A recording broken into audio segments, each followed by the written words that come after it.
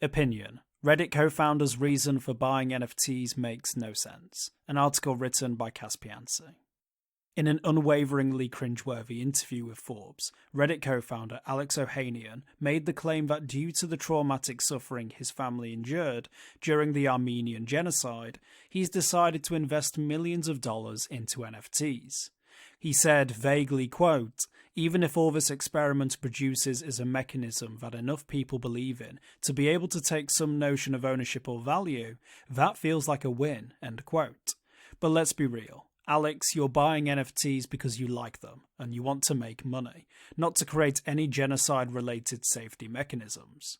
The article makes sure to consistently frame Ohanian as hyper-wealthy, hyper-successful, and absolutely in it for the tech. He owns hundreds, if not thousands, of NFTs, a company building its own metaverse, and has sold millions in Coinbase stock.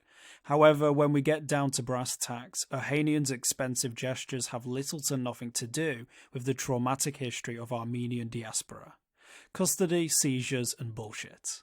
One of the most important points in the Forbes article is found near the end, and is stated in such a way as to suggest that Ohanian isn't completely full of shit. Quote, "To comply with regulatory requirements, Ohanian's company stores its digital assets at 2 third-party custodians. Once assets are under control of third parties, the investments are no longer immune to seizure," end quote. Bingo. So while Ohanian is happy to publicly discuss how NFTs are like the Armenian rugs that were stolen from his ancestors by the Turks, but are non-seizable, he's lying. In fact, most of the digital assets he controls are stored in such a way that they're absolutely able to be seized. And this is, of course, doesn't even take into account the classic $5 wrench attack that self-custody advocates constantly warn about.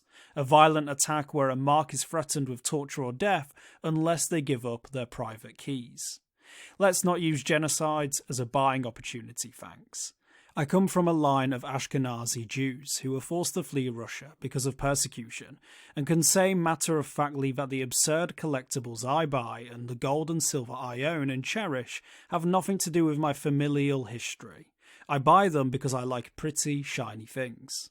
I'm not going to spend 500 words trying to convince you that I've bought gold coins of Stouts and silver glow-in-the-dark UFO coins because I can self-custody them and ensure they weren't seized.